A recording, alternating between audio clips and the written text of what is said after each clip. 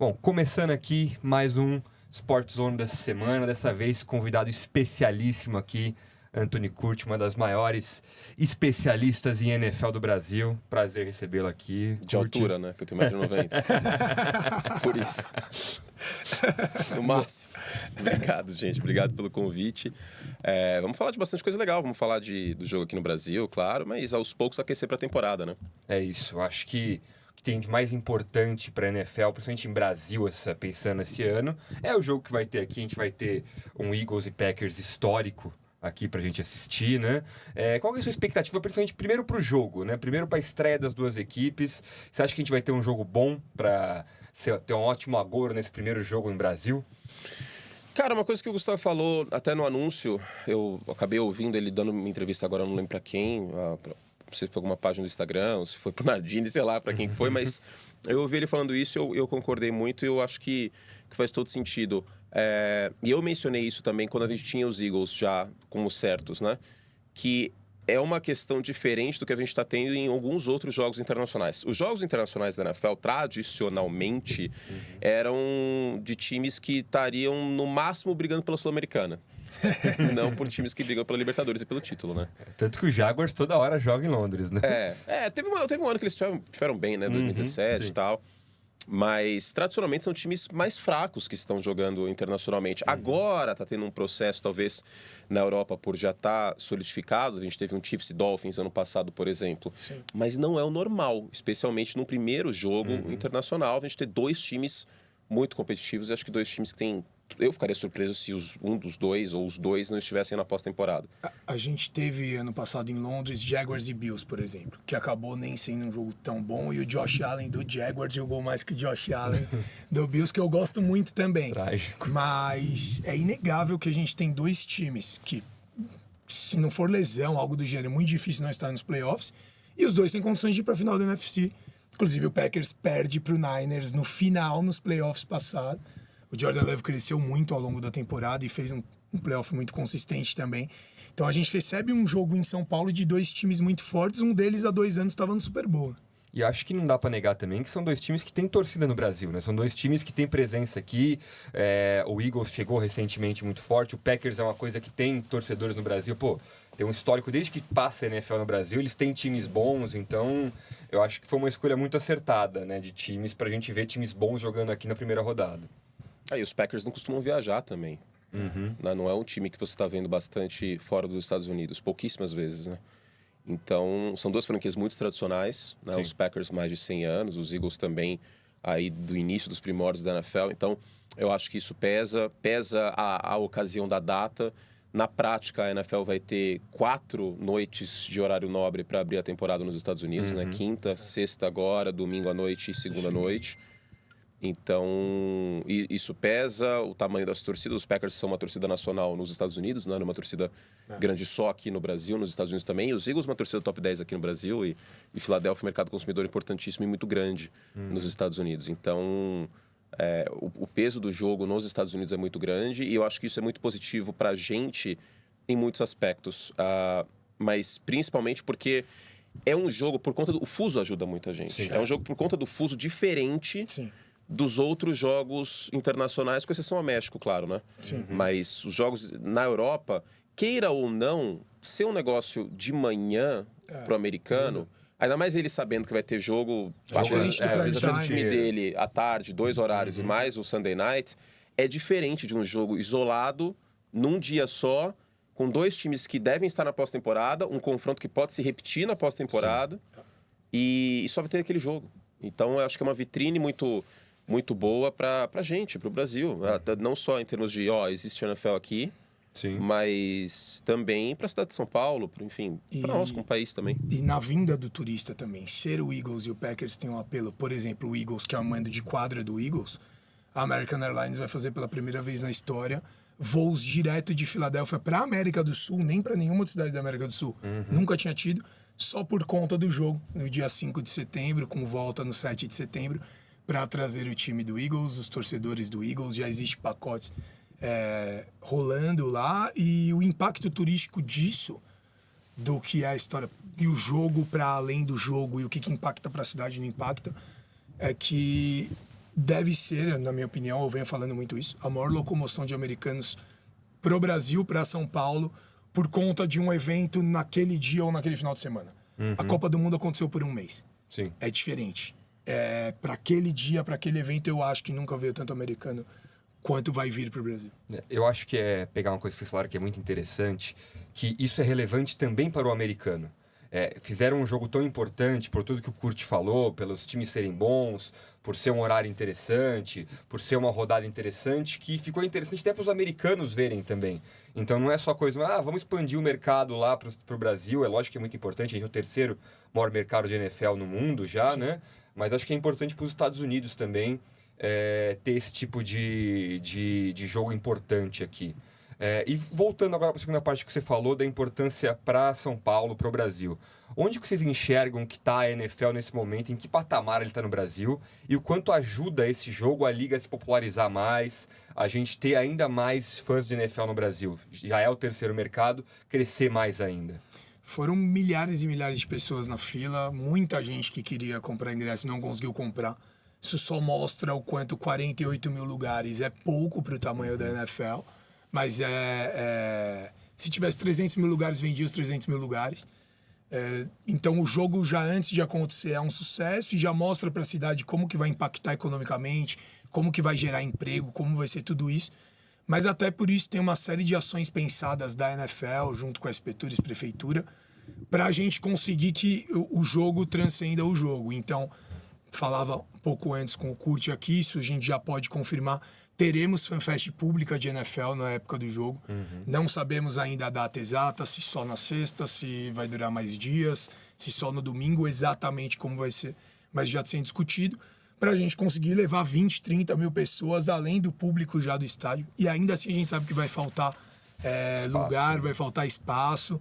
E isso mostra o tamanho do jogo. Eu acredito que o final de semana e a semana da NFL vai ser muito parecida com a da Fórmula 1 nesse ano. Entendi. Queria ouvir um pouco do Kurt também, que está na vanguarda da divulgação da NFL há muitos anos no Brasil também, sempre batalhando para a gente ter mais fãs, para a gente abrir mais o mercado para cá. Você acha que pode ser um indicador de um novo patamar da NFL no Brasil? Como que você sente esse fã de NFL crescendo no Brasil? Continua crescendo, continua se expandindo? Cara, a gente só vai descobrir o tamanho da bolha furada quando ela furar, né? É muito difícil a gente fazer qualquer estimativa de quantos fãs mais... que é certo que vai ter isso, vai. E que é certo que vai furar a bolha, também. A gente tem uma cultura brasileira que é basicamente monoesportiva, né? Futebol disparado é o esporte mais popular. Sim. Não acho que vai haver nunca um esporte mais popular no Brasil do que futebol. Não acho nem que precisa ter esse anseio de, nossa, a gente precisa passar futebol, blá, blá. Não, eu amo futebol, torço pro São Paulo, semana retrasada. Eu vi o São Paulo perdendo pro Cuiabá. Se eu vi o São Paulo perdendo pro Cuiabá, eu posso ver qualquer coisa. Mas, enfim, não acho que vai chegar nesse ponto, mas a gente tá chegando num ponto, eu não diria mainstream, mas está mais palatável, assim, sabe? Pro público, pro light user, vamos dizer assim. Então, pela primeira vez eu comecei a ver coisas que eu não via antes já. Eu acho que a gente tende a ver mais. Por exemplo, eu tô vendo mais gente com camisa de futebol americano na rua. Sim. Sem dúvida. Que é uma coisa que eu não via há 5 anos. Não tô nem falando há 10, há 15 anos. Mas há 5 anos eu não via. Que basquete sempre teve, né? Mas NFL mas o basquete também, por 2 motivos. Primeiro, porque nos anos 90 já passava na Band. Enfim, com o Luciano do Vale e tal. Passou futebol americano também, mas era diferente. Né? O basquete...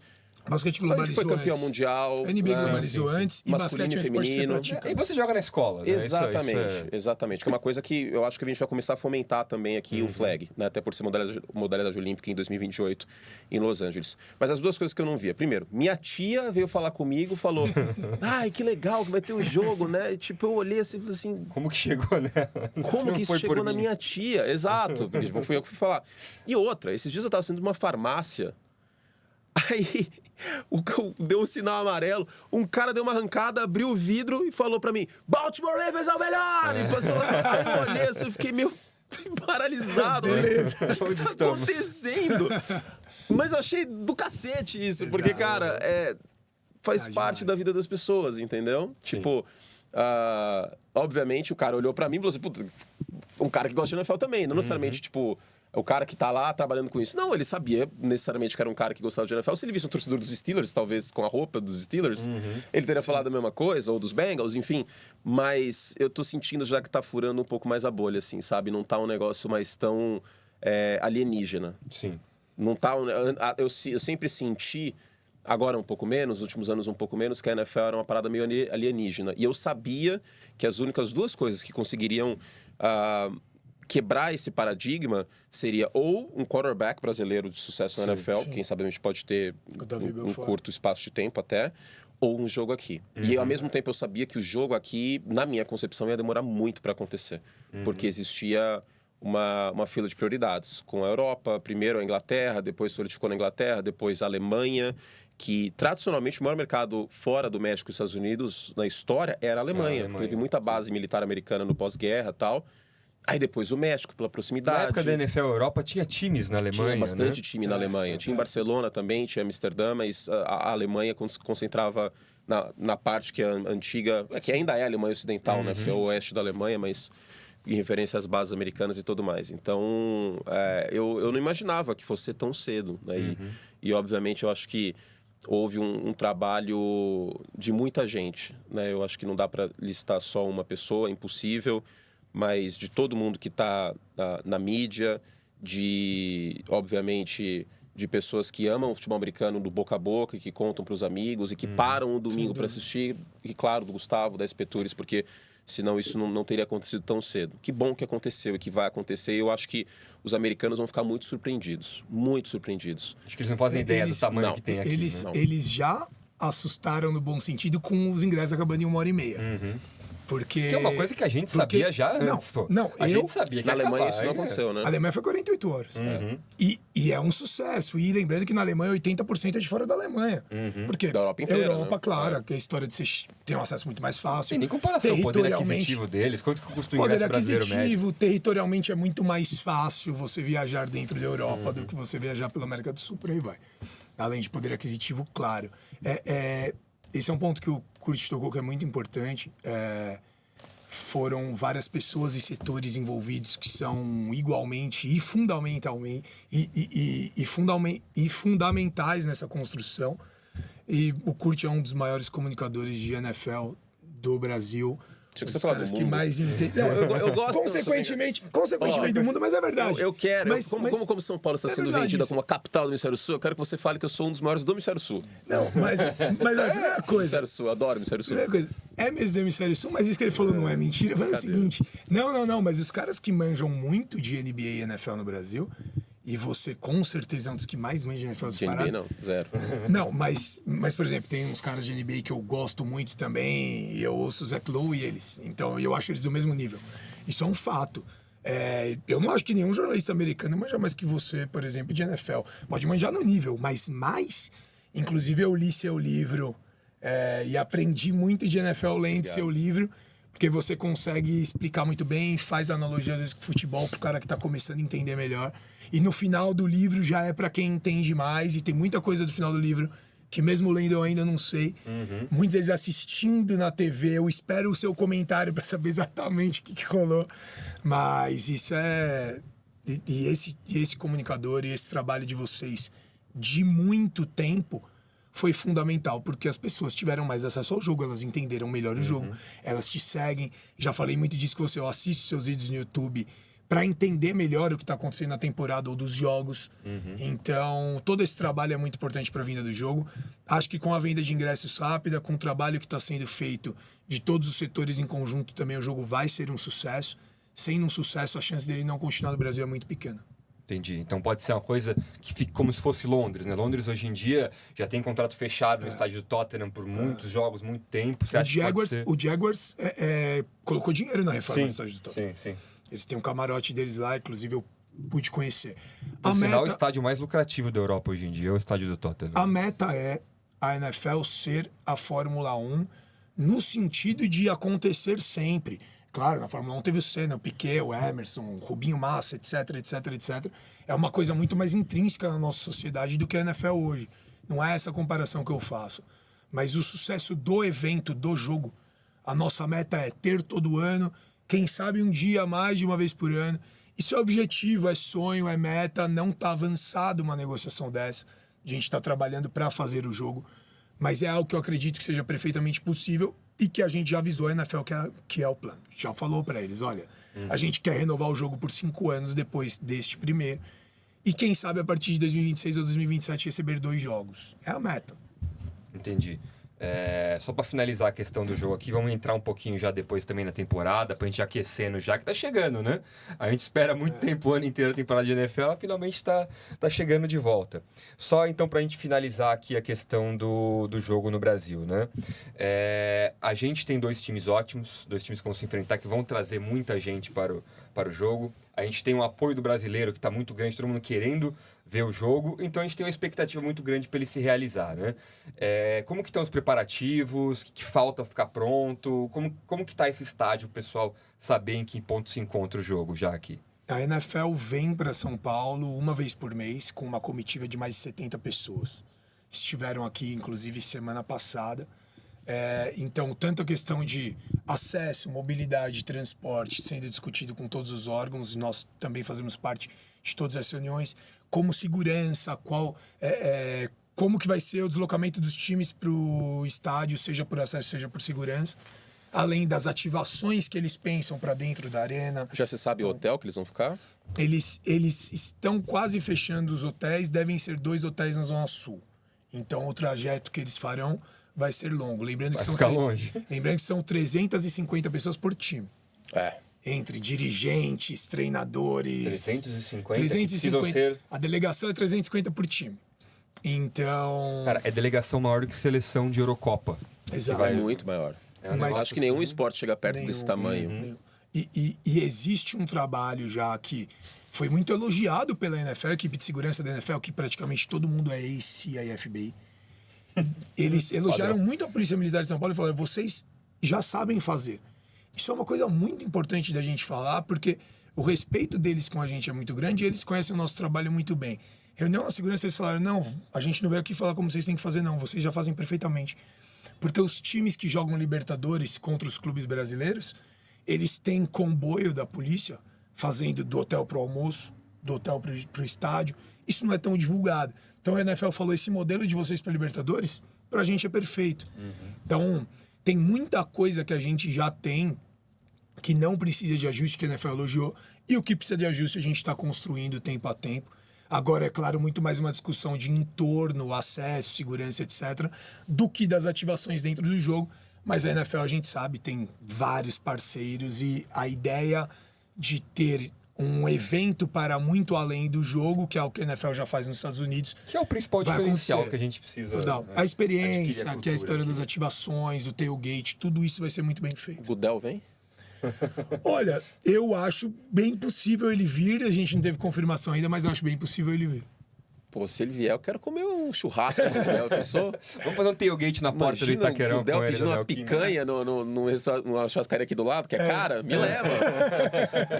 É bom. Bom, falamos bastante do jogo aqui, vamos falar um pouco sobre a temporada que tá para começar. Uma coisa só do jogo. Complementa aí. Que aí só o Kurt vai saber me dizer isso bem, mas pouquíssimas pessoas. Quem você acha que fez um draft melhor, Eagles ou Packers? E quem você acha que começa a temporada com mais condições de, quem sabe, ir pra final da NFC ou até um Super Bowl? Cara, eu não achei o draft dos Packers ruim. Teve muita gente que não gostou muito, mas o que o dos Eagles foi muito bom, né? Os Eagles derreteram a secundária no final do ano. Eu acho que o coordenador foi um problema também nos dois lados. Então, você sair com o Keanu Mitchell, que era o melhor cornerback para mim, e o Cooper DeJean, que é um cara que é um playmaker, que pode roubar a bola, que é versátil, é um draft muito sólido. E assim, eu consigo ver os Packers indo longe, sim.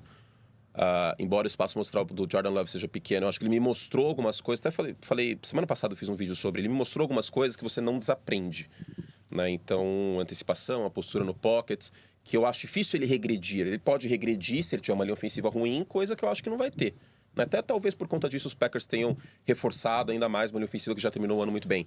Agora, a questão não é o Green Bay Packers, é que na divisão do Green Bay Packers tem um time no papel melhor que o Green Bay Packers, que é o Detroit Lions. Que no caso dos Eagles, para mim, os Eagles são o melhor time da divisão.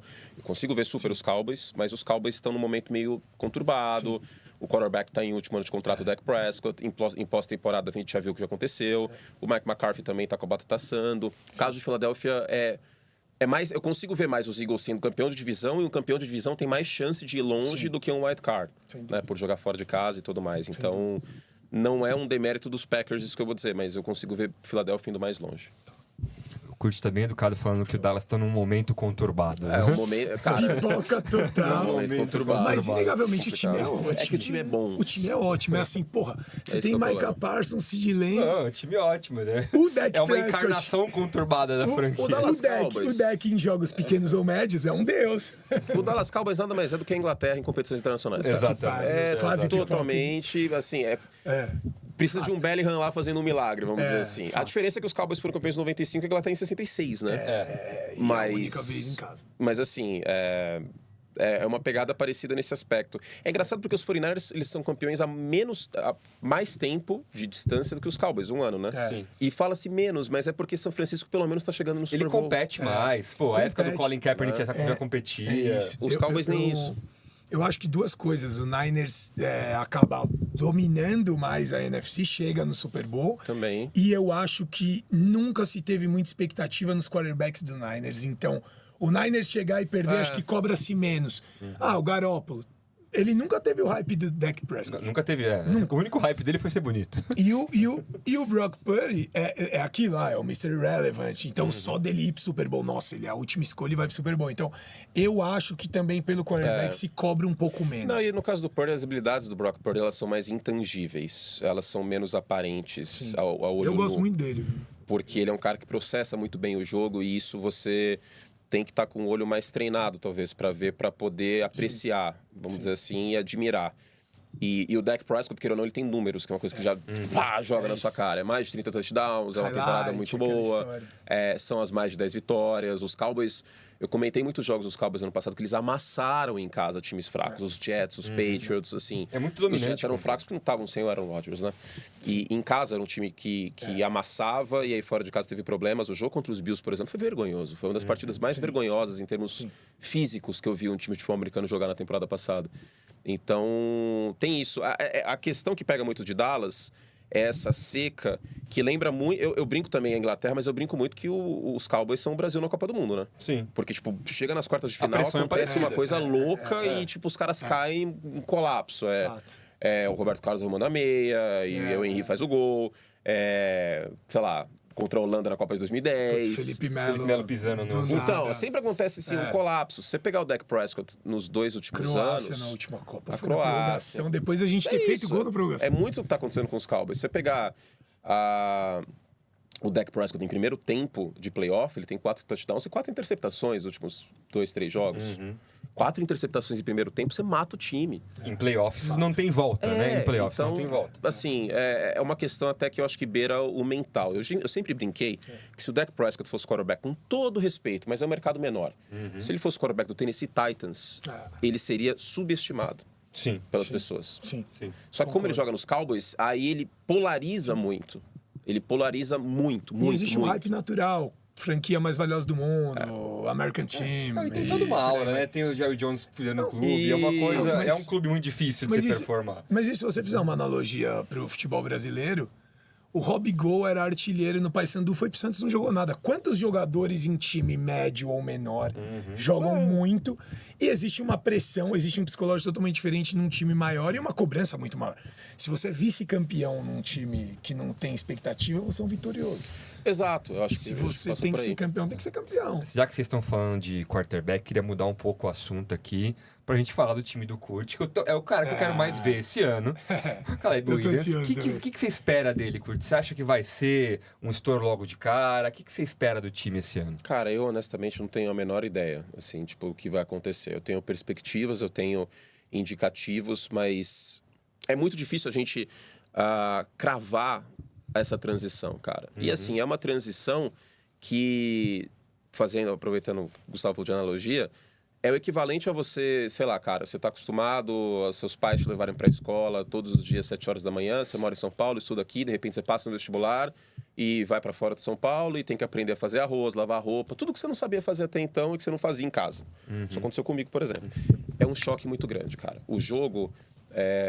na NFL é completamente diferente em alguns aspectos. A velocidade do jogo, a complexidade. Né? Sempre que tem um ano que tem um time muito mal, que aí começa Georgia ganharia desse time? Não ganharia, porque esse time tem 53 jogadores da NFL. Georgia tem 15 muito bons, 20 muito bons. Né? Eu estou citando o exemplo de Georgia porque é um time que está sendo muito falado, foi campeão nacional, muitos draftados e tal, especialmente por Philadelphia. Mas é muito difícil, cara. Não é por acaso que o Peyton Manning tem 28 interceptações no ano de calouro. Não é por acaso que o Trevor Lawrence era a maior certeza, era o maior piso na posição. E eu tinha dificuldade de encontrar problemas no tape do Trevor Lawrence em Clemson. E aí ele faz a transição para a NFL num time completamente conturbado, caótico com o Urban Meyer. Mas mesmo depois, ele não chegou ao nível de produção que a gente esperava. Que a gente via no college, né? É um jogador que tem problema de fumble, por exemplo. Às vezes ele não processa direito a blitz. É outro nível, entendeu? Ao mesmo tempo, os jogadores que não mostraram muita coisa no college, de repente, tem um encaixe fantástico, tipo o Brock Purdy, e funcionam. Eles são a exceção. É sempre importante lembrar que eles são a exceção. Mas o próprio Dak Prescott, por exemplo. O Dak Prescott foi uma escolha merecidamente de quarta rodada. Ele chegou a liderar o ranking do College Football Playoff por Mississippi State. Aí ele toma uma surra de Alabama. E o problema que ele tinha na época do college é que ele segurava a bola demais. E ele ainda é um quarterback que precisa de ritmo. Ele precisa soltar a bola rápido. Pá. Tanto que ano passado, ele jogou bem melhor que em 22. Só lembrando que numa época o Cowboys draftou ele quando não queria trocar o Tony Romo. Não, pegou ali no meio e... Não era que estamos preparando o sucessor do Tony Romo. Não foi nada disso. Precisa de um reserva. E aí ele tinha esse problema de segurar a bola demais e ele cai com a melhor linha ofensiva da NFL. Se o Dak Prescott tivesse sido draftado por outro time naquela época, com uma linha ofensiva pior, talvez a coisa não tenha engrenado. Não tivesse engrenado. Então, eu não consigo te dizer com certeza quem vai ser o Caleb Williams. Eu consigo te dar indicadores. Primeiro de tudo, pro Chicago Bears fazer isso de errado, eles vão ter que se esforçar pra cacete, assim, tipo... Em níveis que eu nunca vi eles tiveram que... Assim, vai ter que se esforçar muito pra dar errado. E tá montando um time bom em torno. Sim, né? sim. As contratações e o draft foi bom. Sim, eu acho que é o calouro... Falando sobre isso de encaixe e de... Eu falo muito que o calouro, seja a posição que for, ele é uma semente e às vezes a semente germina num solo ruim. Isso às vezes acontece. Mas se você tiver um solo bom, arado, regado, papapá, a chance de dar certo é maior. O Caleb Williams tem o melhor entorno desde o Justin Herbert. Quando o Justin Herbert foi calouro. E o Justin Herbert teve uma das melhores temporadas de calouro de quarterback da história da NFL. O que eu vejo ser possível, mais de 3.500 jardas, os Bears campanha positiva. Isso a pessoa jurídica pode falar com tranquilidade que é plausível. O que a pessoa física gostaria de acreditar. Mas tem medo de falar porque é zica, eu te entendo. Não é nem zica. Aí é a questão do analista. Eu vou até tirar aqui. Vamos lá, vamos fazer assim. A pessoa jurídica acha... Deixa eu cobrir a tatuagem. A pessoa jurídica acha que dá para ter campanha positiva. Eu não consigo colocar os Bears nos playoffs, porque a divisão é difícil, a NFC tem outras perspectivas, tem os Rams, tem os Packers na frente, tem os Lions da própria divisão, tem Eagles e Cowboys, tem o San Francisco que vai ganhar a sua divisão, a divisão sul às vezes pode surpreender, né? Talvez os Saints possam engrenar esse ano com um novo ataque, uma nova filosofia tática, tem os Falcons com Kirk Cousins, tem os Bucks que eu não vou descartar também. Agora, a pessoa jurídica, a pessoa física acho que vai ser o melhor quarterback da história dos Bears. Mas a pessoa física já se iludiu muitas vezes. Mas eu acho também que vai ser. Tudo se resume a isso. Pra estragar isso aí, eles vão ter que se esforçar pra caramba. Cara, caramba. Em qualquer esporte, até entrar em campo, beleza. O college é uma coisa, NFL é outra coisa, como em vários outros esportes. Mas o Caleb Williams é um dos QBs que chega mais pronto dos últimos anos aí na NFL, pelo menos de hype do que se fala dele. Eu não acompanho o college. Eu não vi um hype desse desde Andrew Luck. É isso. O Trevor Lawrence um pouco também. Trevor Lawrence teve... É que o Trevor Lawrence foi campeão rápido, aí talvez, como ele foi campeão como calouro, a empolgação ela foi dissipando um pouco. O Caleb Williams fez um 22 muito forte, o 23 foi um pouco abaixo. O elenco de apoio dele não era bom. Sim, não era um time... Tanto que você não viu peças sendo draftada alto, ao contrário do Michael Penix, por exemplo, que tinha o Paul, que tá nos Patriots, e Roman Dunze, que tá agora nos Bears, você não tinha um elenco... E linha ofensiva também de Washington, você não tinha um elenco em USC como... E a defesa era uma várzea também. Agora, é engraçado, porque nesses últimos 20 anos quase... o dono e proprietário do Chicago Bears chama Aaron Rodgers, né?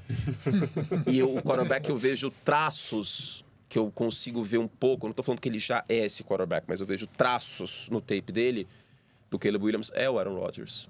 Eu consigo ver um pouco. Eu não tô falando que ele vai ser, porque tem muita coisa que a gente pode quebrar a cara.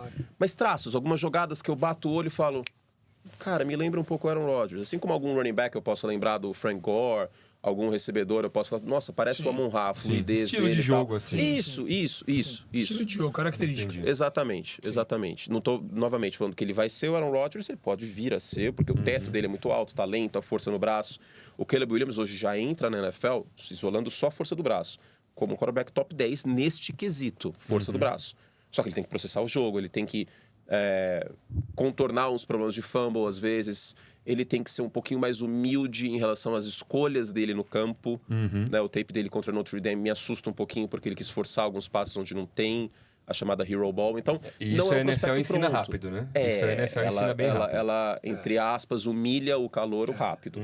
Quando você tem um calouro que se destaca no primeiro ano, como a gente teve o Sauce Gardner, por exemplo, como a gente teve o Micah Parsons, é raro, porque, cara, você entrar na liga e você já ser um top 5 na sua posição, que eu acho que é esses dois casos, né? No final de suas temporadas de calor, o Micah Parsons e o Sauce Gardner eram top 5 nas suas posições. É muito difícil. E outra posição também, né? E outra posição, e a posição de quarterback, você requer essa maturação. Então, assim, pessoa jurídica não aposta os Bears nos playoffs, porque eu acho que tem outras questões envolvidas, o peso da divisão. Hoje eu consigo ver totalmente Packers e Lions na frente. Os Vikings tiveram uma melhoria defensiva, vamos ver como vai ser o DJ McCarthy. Eu acho que o encaixe tático é muito bom. Não dá pra cravar, mas temporada positiva eu acho plausível. Eu acho que um bom padrão, você tocou num bom padrão. A gente tocou alguns outros prospectos que chegaram com um hype grande. Então, por exemplo, o Peyton Manning, o Colts de 98, o Colts de 2010 com o... 2011 com o Andrew Luck. 12 com o Andrew Luck. Ou mesmo, como você falou agora, o Trevor Lawrence no Jaguars. Acho que as primeiras temporadas deles são bons exemplos do que pode ser o Luck em 2012 foi muito sólido. E 2012 foi um ano muito prolífico de calouros, né? Porque teve o Robert Griffin, o Luck e o Russell Wilson. E o Tannehill também, mas enfim. Dizem... eu acho que eu já ouvi até você falando isso, que foi importante para o Mahomes também chegar. E no primeiro ano de Chiefs, ele não ser titular. Naquele caso não tinha como o Mahomes ser titular, porque ele realmente tinha E o Mahomes é só... O conhecimento tático dele sempre foi elogiado, mas a prática não era tão apurada nesse aspecto. O playbook de Texas Tech era extremamente simples. Extremamente simples. Então, eu acho que fez bem pro Mahomes ter 2 training camps. Não é só que ele ficou... Porque quando a gente fala que o quarterback ficou 1 ano de molho, e isso era a norma antigamente. Sempre foi a norma. Há 20 anos era a norma. O cara ficava pelo menos aí 6, 7 jogos. Eli Manning, por exemplo, ficou no banco nessa temporada. O Ben Roethlisberger também, em 2004. Era a norma isso. Só que no caso do Mahomes, não é a questão do 1 ano no banco com a prancheta na mão. São 2 training camps. São 60 dias intensivos. 2 ciclos, né? São 2 ciclos, mais a intertemporada para você absorver as questões táticas. Tanto que se você pega o primeiro jogo do Mahomes, que é contra os Broncos, na semana 17 da temporada 2017, é outro Patrick Mahomes em comparação ao Patrick Mahomes de 2018, que é MVP. É outro Patrick Mahomes. E não necessariamente você deixar o quarterback de molho vai dar certo. Porque a gente tem que tomar esse cuidado. Porque o Mahomes deu certo, porque o Jordan Love, em certa medida, isso aconteceu. Quarterback não é queijo. Quer dizer, nos Packers né? Mas quarterback... E o Packers é bom nisso. Então, mas aí tudo bem, eles têm licença poética. Agora, se você colocar o Mac Jones no banco durante 2 anos, ele não vai virar uma Mahomes do dia pra noite. Nossa, não existe. Não é uma receita de você botar alguém pra chocar e vai sair uma coisa boa de lá. Que bom que ele foi embora. Se eu morasse em Boston, eu levava ele até o aeroporto. De graça. Bom, bom que é no centro. Vocês já tocaram nos 2 assuntos que eu queria fechar aqui. Primeiro assunto, vocês já começaram a falar de Chiefs. E eu queria saber qual que é o teto do campeão esse ano. Melhorou, piorou? O que vocês estão achando do Chiefs? O teto é campeão. Inegável, assim. E eu acho que temporada passada também, te ouvindo muito, a história da defesa top 3 da liga, ou defesa das tops da liga, mais quarterback de elite, que no caso não é só quarterback de elite, é um dos maiores da história hoje, aos 28 anos, e o maior da geração, inegavelmente. E o Spagnuolo de coordenador defensivo é genial. Ficou muito provado que o melhor elenco não ganhou de uma defesa top da liga com um quarterback de elite. Eu acho que, claro, 3 consecutivos é muito difícil. Nunca aconteceu, né? Nunca aconteceu, mas... De Super Bowl, de NFL antiga, aconteceu com o Vince Lombardi. Mas o Chiefs está inegavelmente na primeira prateleira e é o grande favorito da temporada, até que prova o contrário. Eles não fizeram uma grande temporada regular ano passado. Parecia que o Mahomes não estava jogando assim tão bem. A gente bateu muito nisso. Parecia que o Mahomes não estava jogando assim tão bem, os recebedores tudo mão de alface, um monte de coisa. Beleza, o que aconteceu? Porque assim, eu acho que não foi uma temporada do Chiefs que você fala, nossa, assustador. Dominante, né? Não foram dominantes. E no final, eles foram, e pareceu que eles tiveram os jogos controlados em algum momento. Tudo bem, teve, acho que o fumble do Zay Flowers na final da AFC. Lógico, a final da temporada, ou Super Bowl, foi definido na última jogada de uma prorrogação. Jogaço. Mas quando eu tava lá, e era a bola na mão do Mahomes, tinha mais um ataque para eles fazerem. Eu virei pra quem tava comigo e falei, o Chiefs vai ganhar hoje. Eu lembro que antes do Super Bowl de 2020, o 54? 2054. O 54. 20. O 54. Não, 55. Ano zero, geralmente o Super Bowl é 5. Mas em fevereiro de 21, né? Isso. Que foi da pandemia. A gente teve... as coletivas todas foram por Zoom, né? Foram virtuais. Então, mesmo estando aqui no Brasil, a gente conseguiu fazer pergunta. Fiz lá a pergunta pro Brady e tal, papapá, pro Mahomes também. E aí eu lembro que eu perguntei pro Patrick Mahomes essa questão do... Tipo, se ele sente que dá para virar qualquer jogo, como que isso passa na cabeça dele e tal. E ele bateu muito nessa tecla, que enquanto o relógio não tiver 0, 0, 0, 0... E isso eu perguntei porque tinha acabado de acontecer aquele jogo contra os Bills, né? Sim. Dos 13 segundos. Nossa, que jogo. Até o relógio tá 0, 0, 0, 0, eles têm uma chance. E quando você tem um quarterback como ele, vocês têm uma chance. E assim, foram duas realidades muito diferentes ano passado em termos de análise do Buffalo Bills e do Kansas City Chiefs. O Buffalo Bills estava bem pessimista porque o Buffalo Bills, ele perigava não chegar na pós-temporada. Se o Buffalo Bills jogasse uma divisão mais fraco, eu não estaria apocalíptico como eu fiquei em boa parte da temporada dos Bills. E aí a coisa mudou de figura e novos fatos pedem novas análises. O Ken Dorsey caiu, subiu o Joe Brady como coordenador interino e o ataque mudou, começou a correr mais. Aí a gente vira e fala, olha, tá diferente. Ok. Kansas City, a minha preocupação sempre foi muito menor e eu me sentia um idoso numa cadeira de balança assim... Tomando um chazinho, calma. É a experiência, né? Não, calma, porque nesse caso, foi o que eu falei, era uma defesa que durante toda a temporada a gente continuou martelando que era uma defesa top 3 da NFL, top 5, com um quarterback inegavelmente elite em talento. E se você chega nos playoffs, aí é outro campeonato. Nem com essa perspectiva. No caso dos Bills, eles perigavam não ir para os playoffs. E se os Dolphins tivessem ganhado o jogo contra os Titans, só isso, mais nada, os Bills não teriam ido para os playoffs. Não, passar batendo na trave. Eles teriam perdido a divisão e pelo critério de desempate, eles não teriam ido para os playoffs. Exato. Bom, já estamos chegando aqui no fim do tempo, só quero fazer um último aqui para vocês. Falar um pouco do time do Gustavo, né? Não falamos, ainda falamos do time do Kurt. Mas o time do Gustavo tá muito embaixo agora, ninguém fala mais. Talvez seja a maior fanbase no Brasil, os Patriots, né? Mas depois da era Tom Brady, ninguém mais tá falando tanto. O Belichick também não se fala mais. Então o que você tá achando esse ano de Patriots, Gustavo? Você acha que mudou? Esse ano tem alguma esperança? Ou é que nem ano passado? Não, esse ano tem que... Bom, é que eu sou acostumado com uma filosofia de NBA que na NFL não é tão escrachada. Tem que tancar. Inclusive, quando a gente ganhou o jogo pra não pegar o Caleb Williams, eu fiquei puto. Falou aqui, eu falava, mas por que estamos ganhando? Meu, para de dificultar o jogo dos anos. É que o Belichick queria o recorde de vitória dele, mas assim... Falava, não, pelo amor de Deus, perde, caramba.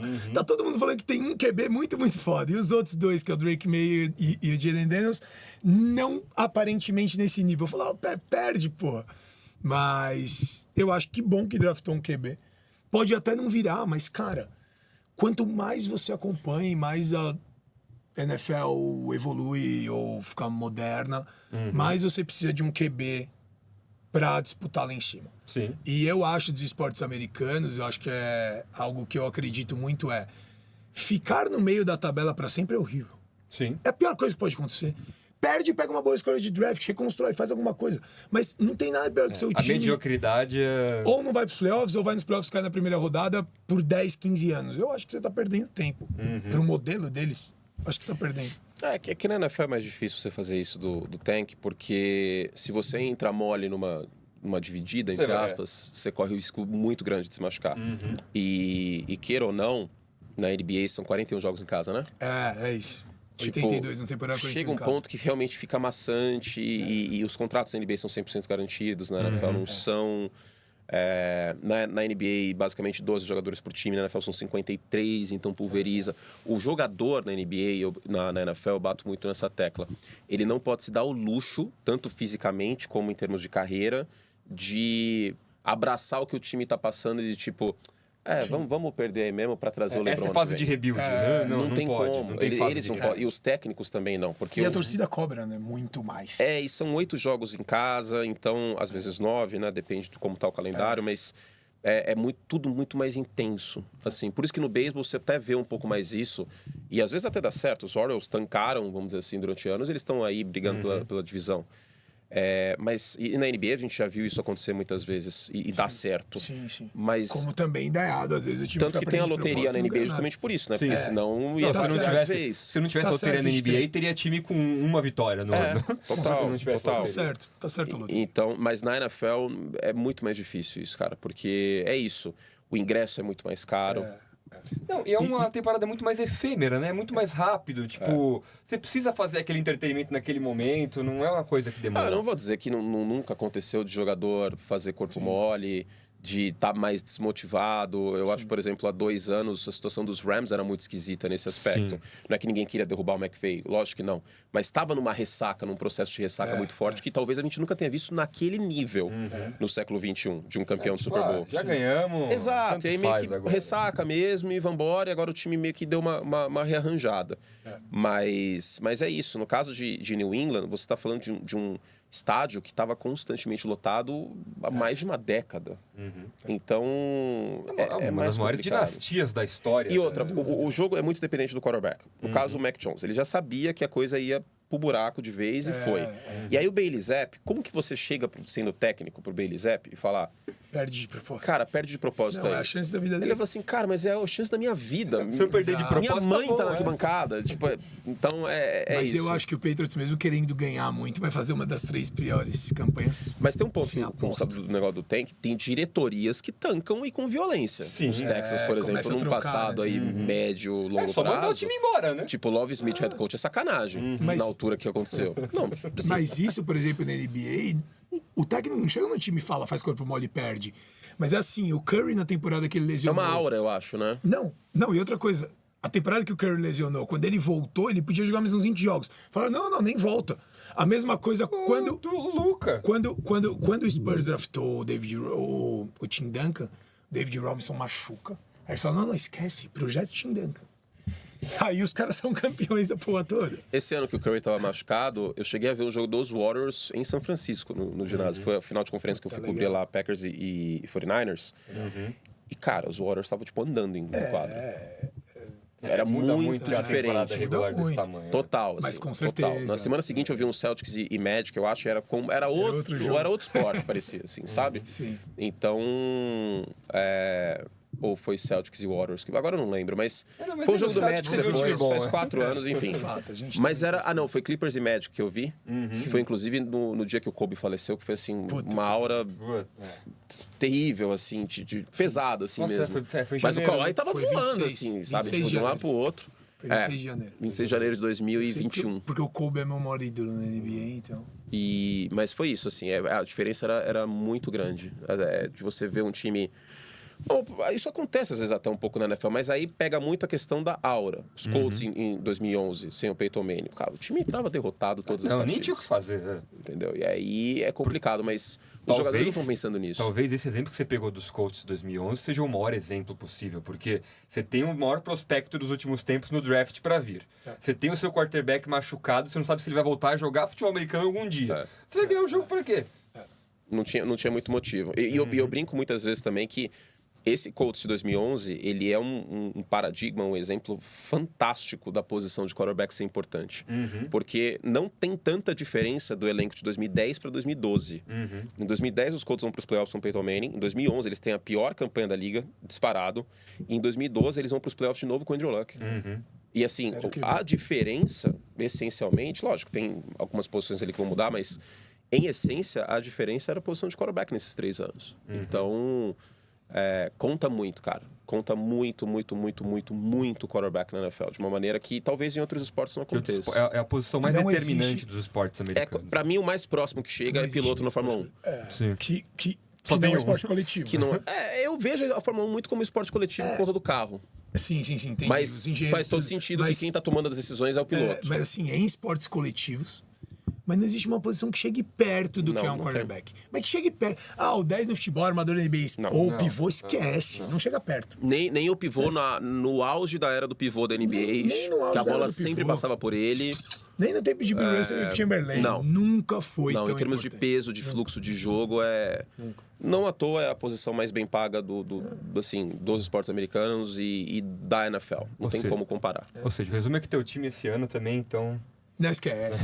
Outra coisa. Não, acho Tem que, mais eu acho que problema. pode ser uma das piores campanhas, mas eu vejo E a divisão uma é melhora. forte. A divisão é Assim, além de muito tudo, forte. a divisão é forte. É o Jets com o Rodgers, Uma Bills defesa boa, e Dolphins. Josh Allen.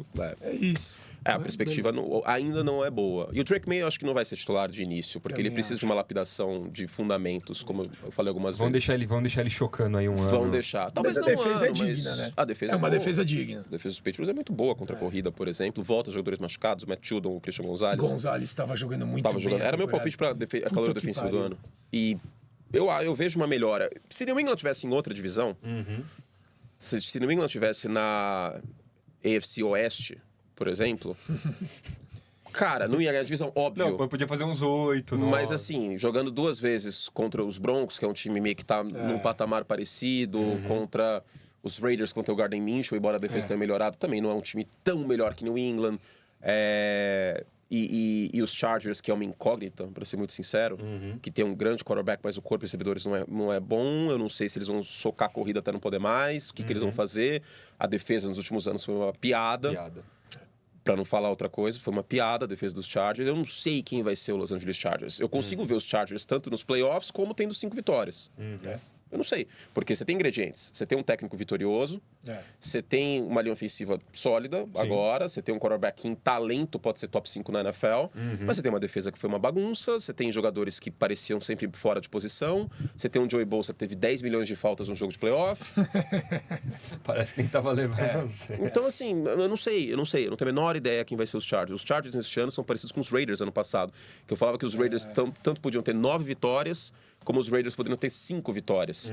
E foi meio que aconteceu isso esse ano, porque foi um time até o Josh McDaniels ser mandado embora, e um time depois com o Antonio Pierce assumindo. Então, os Chargers, pra mim, são uma das maiores incógnitas da NFL neste ano. Eu não consigo te dar uma... Porque, geralmente, quando eu faço uma previsão de vitória, e eu vou fazer isso este ano de novo, eu costumo dar um espectro de 2 vitórias, assim, da Uma margem de erro. ali de 2. Tá. Sim. Então, por exemplo, Detroit, mais de 10 vitórias, 10-12. De cabeça eu já consigo falar. São Francisco, 11-13. Kansas City, 11-13, por exemplo. Sim. Agora, os Chargers Alguns é 5-9, é 5-10, é 5-11. Eu não tenho a menor ideia do que vai acontecer. De 5 a 11 ou seja, mas pode é ser um verdade. dos últimos ou um dos primeiros. É sucesso ou sucata, total. É verdade. Os Steelers são um pouco assim, cara. Os Steelers têm excelentes elementos. Tem o TJ Watt, que talvez seja um dos defensores mais subestimados da NFL, que é fantástico. Geracional o talento. Você tem o Joey Porter Jr., que é bom. Você tem o George Pickens, que motivado, que tem isso também, né? Tem que estar motivado para bloquear, para jogar futebol americano quando a bola não está indo na direção dele. Olha a ofensiva que eu até gosto, em termos de montagem nos últimos anos de mercado. Só que ao mesmo tempo você tem um Russell Wilson que, sei lá, pode Não colapsar. sabemos o que vai acontecer. E aí na semana 6 pode entrar o Justin Fields e também não dá em nada. Também não fazer nada como você conhece. Eu não sei também se vai ter mais uma temporada de campanha positiva. E aí tem muitas outras variáveis no tabuleiro, né? Porque ano passado, por exemplo, mesmo com o Kenny Pickett, eu falava muito, falei assim, olha, Pittsburgh é o time que só tá esperando ali na espreita, de braço cruzado, falou assim, não, deixa alguma catástrofe acontecer na AFC que a gente belisca. Que cai aqui. Dito e feito. Joe Burrow machucou, Aaron Rodgers machucou. Os Jaguars Time colapsaram cascudo. no final do ano. E os Steelers jogando lá Cascudo. um futebol americano muito sem sal, às vezes. Sim. Né? Até correram melhor com a bola no final do ano e tal, mas conseguiram classificar. E a Não gente era legal de se não ver. sabia que não ia passar dos Bills nunca. Sim, não fora era de legal de casa. se ver. Não. Mas conseguiu, entendeu? Então, tem alguns times que eu acho bem difícil de prever nessa temporada. Minnesota, Los Angeles Chargers, Pittsburgh Steelers, mas na antivéspera da temporada, eu acho muito interessante a gente dizer que o Gustavo falou, eu acho que os Patriots vão ter uma das piores campanhas da liga. Pode ser que sim, Mas, neste ano, a NFL não está nivelada por baixo. Sim. Eu tenho muita dificuldade de listar times que eu consigo cravar que vão estar no topo do draft ano que vem, no top 5, que são as 5 piores campanhas. Eu consigo apostar em Carolina, mas eu também consigo ver uma melhora com o Dave Canales. O Dave Canales ressurgiu a carreira do Geno Smith como técnico de quarterbacks e ressuscitou o Baker Mayfield para a NFL. Pode ser que ele faça o mesmo com o Bryce Young. Então, eu não consigo cravar também, mas Carolina, Arizona, New England... Mas mesmo assim, eu não acho que Arizona seja um time ruim, por exemplo. Arizona, no passado, ganhou dos Cowboys, sem o Kyler Murray no início da temporada. No colapso de Dallas, beleza, mas ganhou. Mesmo na AFC Sul, os Titans, por exemplo. Os Titans, todo mundo olha e fala, putz, esse time vai ser top 5, top 10 no draft ano que vem. Tá, mas tem elementos ali. Tem elementos. Harold Landry, o Jeffrey Simmons, a defesa. É um completo desastre. Não nem times... de perto dá pra apontar. Porque às vezes, na NFL, a gente olha e fala assim... Esse vai ser 0-17. Esse é muito ruim. É muito ruim. Esse... Pra ganhar um jogo, sempre tem um time desse e esse ano não tem. Não tem. Todos os times, eles se movimentaram para tentar ser competitivo, pelo menos. Entendeu? Então, Carolina gastou dinheiro, trouxe reforço pro meio da linha ofensiva, Robert Hunt, trouxe treinador novo. Arizona tem o Kyler Murray desde o início da temporada. New England draftou um quarterback e o Jacob Brissett é um dos melhores reservas da liga. O Jacob Brissett, hoje, para mim, é melhor que o Mac Jones. Eu também Sim. acho. Eu torço pros Colts, o Jacob Brissett, quando ele vai ser titular, é outra história. Mas é digno. Eu nunca vi um reserva tão bom. Então, assim, é engraçado isso, é muito positivo. A gente não tem, neste ano, um time bagunçado como foram os Texans antes do CJ Stroud, como foram os Browns na época do Hugh Jackson. A gente não tem um time... Ou Jaguars, 2, 3 times. Que até tinha expectativa na época, né, de ser diferente do que foi. Claro, no final do ano, teremos 5 times como as piores campanhas. Com certeza. Teremos times de 5, 6 vitórias. Sim. Mas antes da temporada, este ano tá muito competitivo por alto mesmo, assim. Isso é muito positivo. Bom, então teremos uma temporada que vai ser épica, teremos jogo no Brasil, teremos uma liga equiparada pelos melhores times da liga. Então vai ser um negócio muito divertido, vai ser legal de se ver a NFL esse ano. Então vamos ficando por aqui hoje, que o tempo acabou.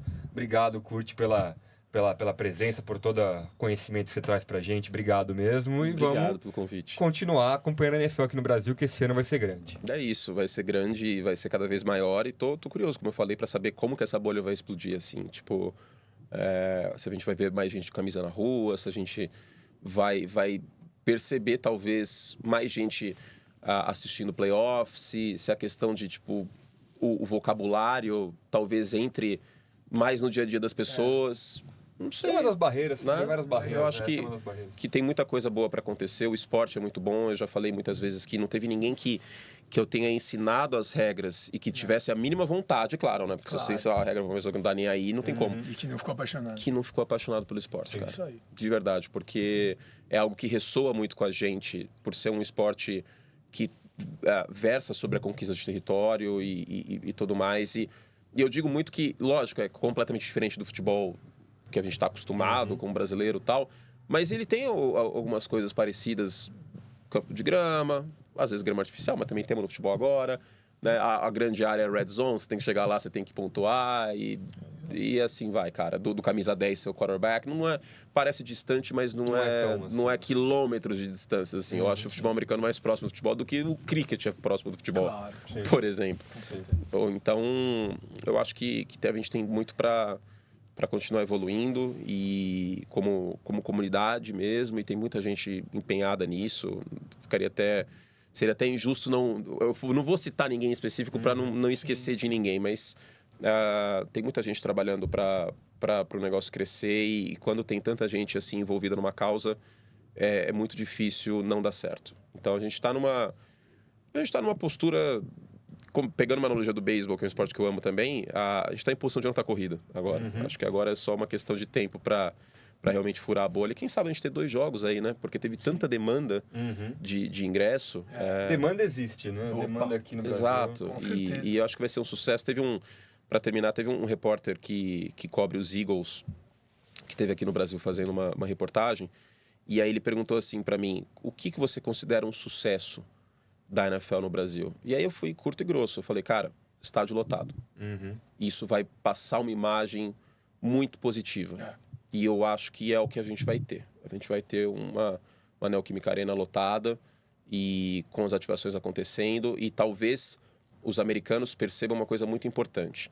Porque, lendo comentários das divulgações de calendário, etc., eu sinto muitos comentários de tipo, por que vocês estão levando o nosso esporte para esse país que os caras não têm a menor ideia do que é o nosso esporte? Sim. Eu vejo muito comentário assim.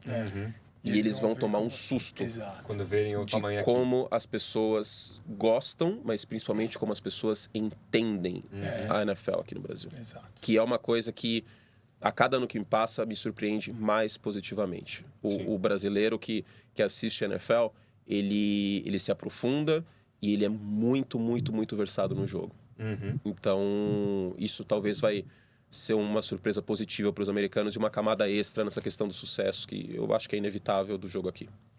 Bom, a perspectiva então é a melhor possível, né, Gustavo? É isso aí, com certeza. Teremos 6 de setembro lá na Arena Corinthians, São Paulo Game. Curte, obrigado por ter vindo aí no nosso podcast. Imagina, eu que agradeço o convite. A gente te acompanha muito, admira muito seu trabalho. Obrigado, Arthur. Aí também. Valeu, gente. Então vamos ficando por aqui hoje. Aguardem os cortes e o ao vivo aí. Valeu, gente. Falou! Valeu!